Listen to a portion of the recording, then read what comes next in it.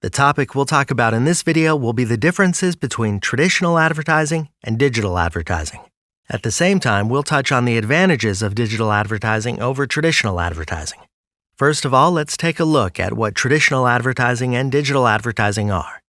Traditional advertising includes TV, magazines, newspapers, radio, brochures, outdoor advertisements, etc., before the internet era.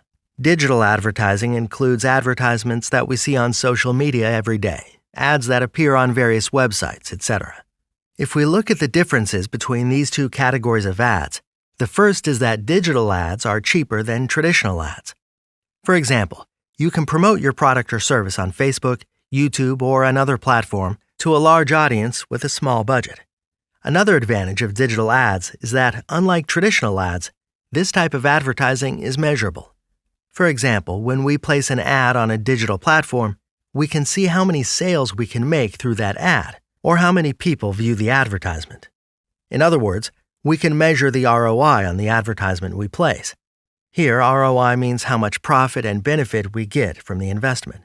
In order to understand this concept easily, let's take a look at an example. Let's say that the budget for one sales advertisement is $100, and the sales profit from that advertisement is $500. In this case, the ROI is 500 to 100. Here, while doing other types of advertisements, knowing the ROI, we determine the most effective advertisements for us, taking into account the ROI of those ads.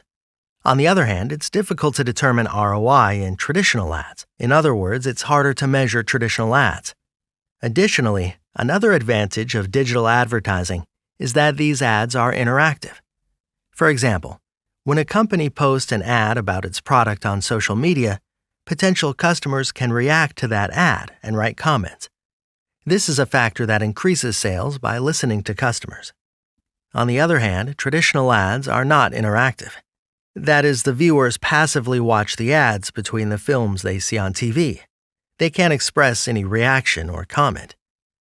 Another nuance that makes digital advertising more attractive than traditional ads is the availability of analytics for this type of advertising. We can explain it in simple language. Let's say you want to advertise the books that you're selling on Instagram, and the budget you set aside for this is $60. At this point, you might think that you should spend $60 on just one type of ad. Instead, you can create 3 types of ads and spend $20 on each, and then track which ad is more effective in analytics. Let's say these ads are type A, B, and C, and you notice after a few hours that the effectiveness of the A and B ad campaigns is very low, so you stop the A and B ads and give your investment power to the C ad. The ability to analyze in this way is also an additional advantage that analytics gives us in digital advertising. Every digital advertising platform has its own analytics.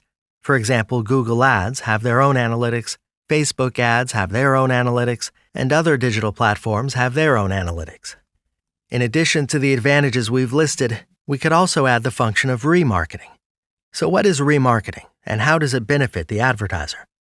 Let's explain this concept through advertisements that we encounter daily. Let's say you're looking at your friend's stories on Instagram, and when you switch from one story to another, a coffee ad appears, and you click on the ad because you're looking for coffee. So after visiting that coffee company's website, you leave the site after a while, and then you forget to buy the product. The next day, when you go to Facebook or another site, the coffee product you were looking at appears in front of you. This situation happens to many of us.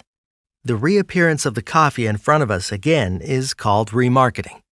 This makes digital ads more effective, as the ad appears again to the person who's interested in the product, but less often to people who aren't interested. As a result, this leads to the most effective use of your advertising budget. In comparison, traditional advertising doesn't have these capabilities. In general, the fact that digital platforms are cheaper and more effective than traditional advertising channels doesn't mean that they're equally suitable for all business sectors. The optimal approach is for companies to recognize their product and target audience, choose the right advertising channels for that product, and use a combination of traditional and digital advertising channels. For example, an interior design company can advertise on Instagram or use catalogs, which is one of the traditional forms of advertising. Of course, other forms of advertising can be added. In addition, it should be emphasized that platforms such as TV, newspaper, catalogs, Instagram, Facebook, which we mentioned during the video, are communication channels that we advertise on. And as an example, the most effective communication channel for one brand may be TikTok, while another brand may not even place their ads on TikTok for free. In other words, when determining the right advertising channel, in addition to whether the target audience of that brand is there, brand compatibility, image, or other emotional factors should also be taken into account.